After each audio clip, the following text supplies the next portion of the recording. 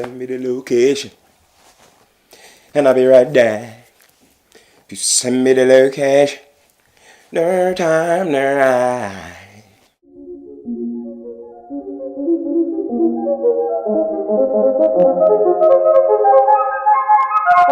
Sup? What's up? Back with your boy, Be Okay again for another one of The Blacklist. Hope you guys had a great week. Hectic fucking week. First off, let me just talk to you lot. Like, I'm a little bit pissed off because people be going on like to say Game of Thrones has been dead this year. Like, I know it's not probably been the epic that all these people have imagined and stuff like that, but let's keep it 100. Like, you've had like what, 2 massive wars. The last episode, if it's gonna spoil it for you, you ain't watched it yet, then look away now. But you had Daenerys just go wild and just start blowing up everything and doing all the dragons and burn the whole city. And then you're gonna tell me that this, and you had the White Walker battle, I don't know what the war was called. You had that in one series, and you're trying to tell me it's been dead. I'm not gonna lie, from a viewer's point of view, I've been very happy with the episodes. I'm not gonna lie. I mean, nothing's gonna compare to the Red Wedding, but still, it's been lit. Like, let's keep it 100. I don't know why people are so quick to moan. It's like, if you think you can write it better than they've done, go and take the pen, go and create your own show, please. Because I think for what we watched, it was good, man. And enjoy and shut your blood clot mouth unless you're gonna write your show yourself. Drizzy Drake bought a plane, you know, £100 million plane. Please, if you are buying plane for 100 mil, please come and break me off small. Let me go and buy bread. Cause that's mad. If you see the inside of this thing, I'm just like, I understand, I get it. You don't want to be held up, but it's like, how much is it going to cost to run that shit? Like, okay, cool, you don't want to jump on a flight, you're protected, you know, you want to be safe and get to where you got to go to. I understand the whole reason for having a private jet. But Boeing 767, I mean, what are you trying to do in there? Are you trying to, like, I don't know, live in the sky? Bro, this is how they're going to start evading taxes now, because if it's costing 100 million, upkeep, generally, when you run that thing once, how much are you paying? Okay, it may not be as much as the cost of the whole aircraft, but still, it's still going to require you to like spend a very, very big outlay to keep it going. I don't know, even famous, whatever you are, like however much money that you're pulling in, I mean, this just shows how much he's worth. But is a Boeing 767 as your private jet like a sensible decision? I mean, yeah, I don't know if it's a publicity stunt. I mean, the shit looks cool, but crazy to spend that much on a jet. As I said, break me off some. I send you my PayPal.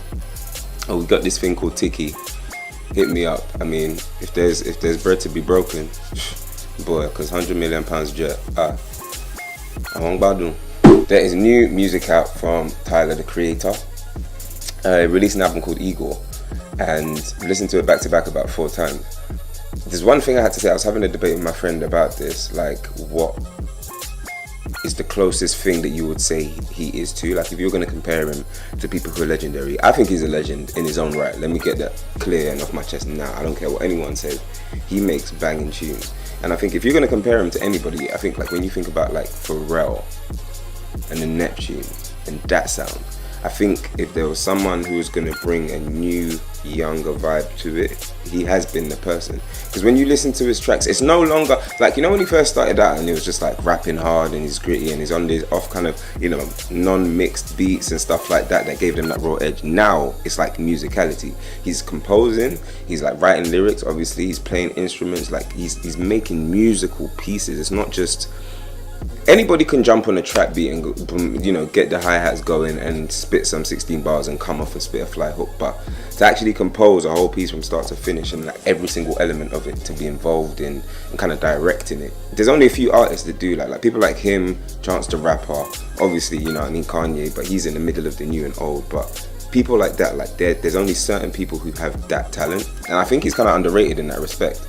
But then to even say it as well, his clothing label, I'm sure it probably started off as merch and then it just turned into like, you know, the OF whole brand, which is one of the most viable streetwear like brands out there, and they got some sick shit. And it's just like, this all comes from one person just having a vision with their tunes. I like to see people who just put their albums into different things, but they have such an attention to detail and such involvement in everything that like you can see their brand throughout everything else.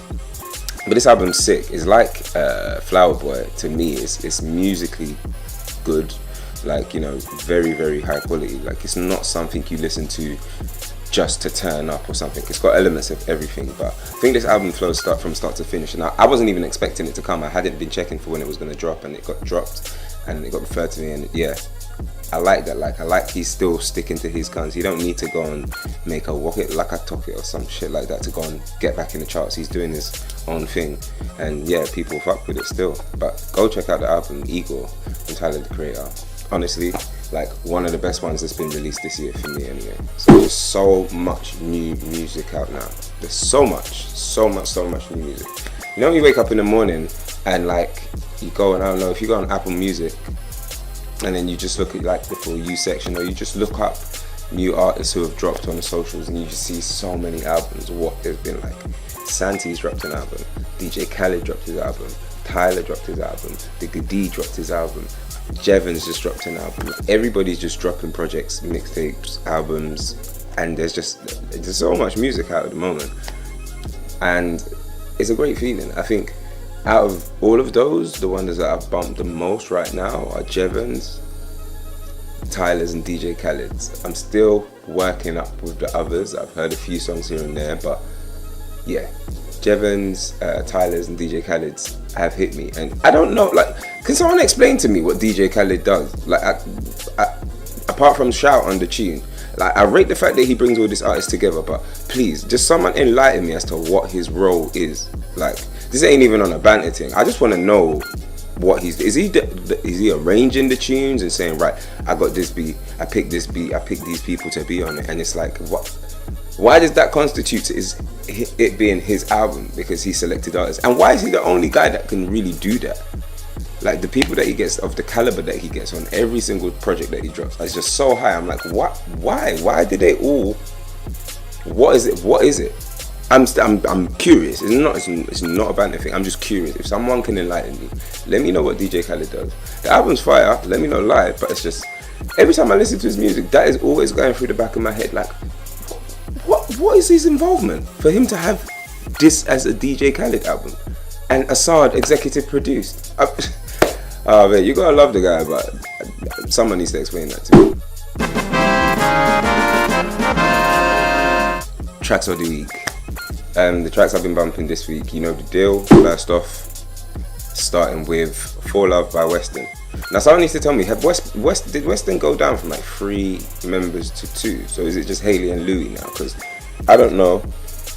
I see the front cover of their album, Double Back, and I'm thinking, where's the third guy? I've always thought there was 3 people. If there's only 2, my mistake, but did something happen, or one of them dropped out, or something like that? Anyway, regardless, the album Double Back is underrated, but this tune For Love, it's obviously got the 2-pack Do For Love sample. It's just a mellow vibe, and I think it's good. It's a nice one to listen to. I've listened to it about 1 billion times all week, and yeah, they complement each other, because Louis got the deep rap voice, and Haley's kind of like the singer on it. And I was saying to my friend the other day, I've not really heard like a group that has one singer, one rapper. Do you know what I mean? And they make it work. That's like that. There's not many of that kind of formula or that makeup of group out there, but they make bangers, man. And in England, they're underrated. Since Into, people will think they've gone, but they've been making tunes after tunes. And I know amongst the guys in their scene, they're respected and up there. So, but that's For Love by Weston. Check that one out. Bang. It ain't my fault, I'm a son of loose happy. Now got my who, baby girl, I got the juice, yeah. Yeah, it's Lizzo, Juice, second track of the week. She's hard, man. It's just like, I don't know, in this day and age, to see a buxom black lady just giving it energy, sass, everything. If you watch the video to the song, you see what I'm talking about. She's just bare confident in herself, and it just comes through in the tune, even the way she sings, what she says. Her album's sick, and this is my favorite tune on there. It's a feel-good vibe. I think the confidence of the person definitely comes through in what she's doing. So it's good to see that. If we can get more black women doing their thing enjoying life, living life, especially not just black women, any curvaceous woman, because you know there will be a lot of people that think, big girls can't be stars and stuff like that. No, fuck that. Anyone could be a star, G. This is the day and age we're in, and she kills it. She owns her shit. So big up to Lizzo. Sick track. It's called Juice. Go check that out. Second track of the week. Number 3 had to be SOS by Belly Squad. War tune. That's summer. I don't know. Like, I would say this tune sounds like a glass of Henny. Yeah, these men are just smooth on it. Don't know much about Belly Squad myself. I haven't really listened to them too much, but Spotify suggested me this track. Always get one random track that I've not heard of a group from, and yeah, I fuck with it heavy. Sick vibe. It's just like you could just bubble to it. You know, when you're just in your own zone bubbling, like just leave me alone. Let me just enjoy. You know, just bubbles. That's it. You know, you feel cool when you hear a tune, or even just dancing to it. Yeah, it's one of those. It's a real sick tune. And yeah. Just went to Lisbon, and this was the anthem of the whole trip. Kind of suited the summer vibe, so I think this is going to be a big one for me this summer. But yeah, go check that out. It's Belly Squad. It's called SOS. Sauce on Spiel. SOS. Anyway, that's enough from me, man. I've been talking for too long today anyway. So have yourselves a great week. I'm going to go and do what I love to do, as I always say to you. Cook up a storm. So yeah, enjoy your week, and I'll be back next week with another update. Have a good one.